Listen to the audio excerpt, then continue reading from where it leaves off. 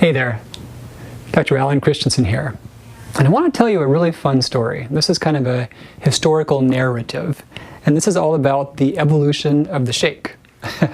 So let's start way back. So approximately 3000 BC, the shake consisted of hollowed out skulls that trapped rainwater in them. Probably some sludge and a whole lot of junk. And, you know, it was good to have the water when you weren't always right by the river and you were away from the predators. They loved being by the river. So you could transport it. Maybe, you know, animal skins could work too. That's pretty much what the shake was back then. So let's jump forward. The next step of evolution of the shake would have been roughly the Middle Ages. Not sure if you knew this, but almost all the big figures throughout history were drunk a lot of the time. They really were. You know, so much of the earliest histories of humanity, water was not safe and it was no secret. So that's why people made a lot of wine and a lot of beer. It at least killed the germs. And it affected a lot of decisions and probably caused a lot of wars. But the shake of the day was probably ale or mead or wine. And that was the main beverage also in animal skins or in clay pots. So that was one more stage of the shake. Then we get up to Rocky and his big thing of raw egg whites. So at this point, the shake is now a little more strategic and it's more thought out towards heightening health. You know, Rocky had a sense that he needed protein to recover and that he might not absorb the protein fast enough from plain old foods. So he tried to hijack that with lots of raw eggs. Next step of the shake, some companies made functional foods. Cool idea, you know, way improved upon the raw eggs or upon the rainwater in the skull, but they put in thoughtful nutrients, you know, proteins, nutrients, some micronutrients and vitamins, and then some carbohydrate. And they've been made for purposes of healing food reactions, detoxing the body, weight loss purposes. But the next stage of evolution will include many different elements. So proteins we need. We don't want proteins that screw up our hormones. So soy is gone. We don't want proteins that a lot of people are allergic to. Dairy and eggs are gone. We don't want proteins that have arsenic in them. So rice protein's gone. So high quality pea protein. Some versions of that will do nothing but make you into a balloon. Not good. Other versions are very well absorbed and tasty. So we want a good version of protein. Micronutrients, our next evolution, we're very thoughtful about micronutrients.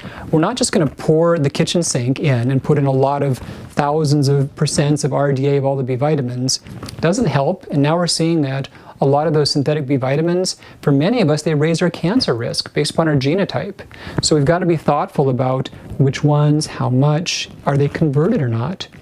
Also, other micronutrients can be included that support the intestinal health, help us absorb the stuff we need and get rid of the stuff that we don't. And also things that help our detox pathways. But the big quantum leap in evolution will come now that we've got some thoughtful carbohydrate.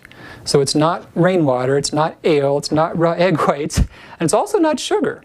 The past generation was primarily sugar, or it was simple things like rice starch. And you do need carbohydrate in the shake.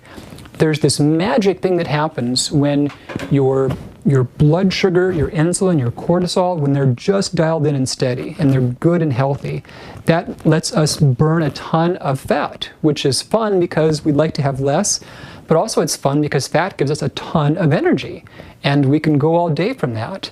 So the right type of carbohydrate keeps our blood sugar steady. No carbohydrate makes our blood sugar drop and then spike. And the wrong types make it spike and then drop. So you want it steady.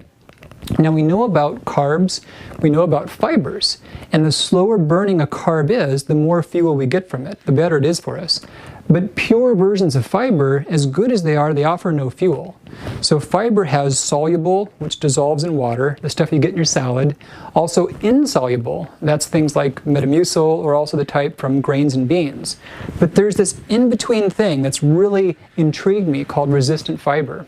Resistant fiber is something that it comes into your bloodstream so gradually that for 6 to 9 hours, your blood sugar is locked in. There's no ups and downs. You are in the magic burning zone for that time frame. So I'm so excited to offer the next stage of evolution. This is a product that has thoughtful, appropriate micronutrients. They're safe, they won't make it taste icky, they won't make your pee turn colors. They help the processes. They help your skeletal muscles contract better. They help your brain focus more. We've got medium chain triglyceride for that. And it heals the intestinal tract. We've got the good quality protein your body needs, and that's so critical. You know, a nice good dose of well-absorbed protein in the morning, that's a whole day of no cravings and a whole day of better energy. And to top it all off, we've got this amazing resistant fiber, this tasty stuff, pea-derived also, that non-allergenic, dissolves easily, and it makes us have steady, even glucose for long periods of time.